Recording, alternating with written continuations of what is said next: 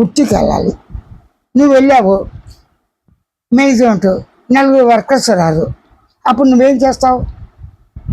Workers మూట, నువ్వు కూడా ట్రాఫిక్ పని చేస్తావా లేదా? వాళ్ళు రాలేదు ఆపేస్తావా? ముఖ్యమైన వాడు రాలేదు, నువ్వు కొత్తలు వేసి నువ్వు పెట్టచ్చుగా.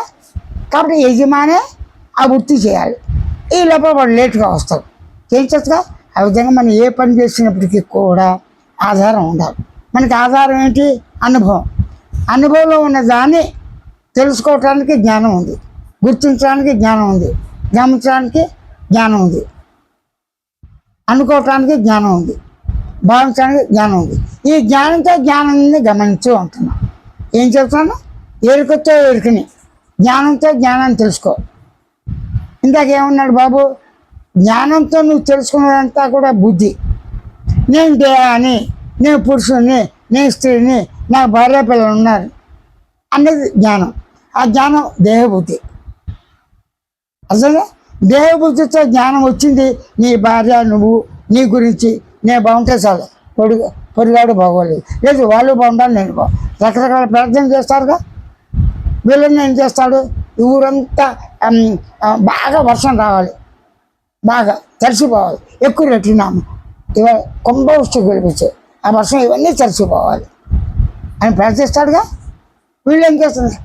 దేవుడా కొంచెం వర్షం రాకుండా ఆ పన్ను మీద ఉంది కోసాం. ఎవరి మాట వినాలిగా. పన్ను మీద కోసి కొట్టుకుపోయింది, అప్పుడు రేట్లు పెంచేస్తాడు. దాన్ని బట్టి ఏంటి? ఒక వ్యాపారం చేసిన పని ఇతరులకు నష్టం కలిగించకుండా తను కొద్దిగా గొప్ప లాభంతో ఉంటుంది సార్. అప్పుడు ఎవరి మీద పడేయాలి భారం? భగవంతుడి మీద. భగవంతుడు ఎక్కడున్నాడు? నీలో ఉన్నాడు. నీలో ఉన్న భగవంతుడు ఎలా తెలుసుకోవాలి? జ్ఞానంతో. అంటే దేహబుద్ధితో ఉన్న జ్ఞానం వల్ల రాదు, కేవలం జ్ఞానం సహజంగా ఉంది. నువ్వు రోడ్డు మీద వెళ్తుంటావు, స్కూటర్ మీద ఏదో అడ్డు వస్తుంది, సడన్ బ్రేక్ వేస్తావు ఆటోమేటిక్గా. అప్పుడు అంటే గుర్తించి గమనించి తెలుసుకుని బ్రేక్ వేయాలనుకుంటా వెళ్తూ ఎవరు అడ్డు వస్తే ఏం చేస్తావు? సరే అలాగే గబ్బ వెళ్తుంటే ఇసుక మీద జరిగింది, స్లిప్ అయింది, వెంటనే పడేటప్పుడు అక్కడ ఏదో కర్ర ఉంటే పట్టుకుంటా. ఆటోమేటిక్గా జరుగుతుందా లేదా? ఆ విధంగా మనం ఏ పని చేసినా ఆటోమేటిక్గా జరిగిపోతుంది. ఆటోమేటిక్ అంటే సహజంగా. నిద్ర నువ్వు రమ్మంటే వస్తుందా? పొమ్మంటే పోతుందా? కళ్ళ రమ్మంటే వస్తుందా? రాదుగా. పొమ్మంటే అంటే ఇవన్నీ అనుభవించేప్పుడు సుఖ సుఖాలు ఉన్నాయా లేదా?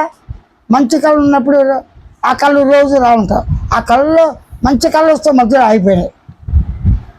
అప్పుడు కళ అది ఇంకొంచెం సేపు పడుకుంటే బాగుండాలి, నువ్వు బాగున్నా రాకుదా.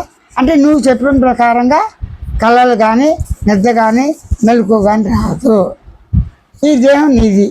నీ దేహాన్ని ఎలా పడుకోవాలి? ఎరుక లక్ష్యంతో. ఎందుకు?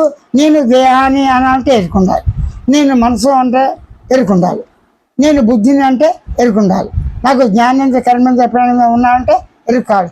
అమ్మ నాకు నేను ఉన్నాను, అమ్మ నాన్నను గుర్తిస్తా, భార్యను గుర్తిస్తా, ఇల్లు వాటిని గుర్తిస్తా. ఆ గుర్తించే లక్ష్యంతో గుర్తించు, గమనించే లక్ష్యంతో గమనించు, తెలుసుకునే లక్ష్యంతో తెలుసుకో, శబ్ద లక్ష్యంతో శబ్దాన్ని గమనించి గుర్తించి ఊరకుండు. ఇది మాత్రమే నేను చెబుతున్నా.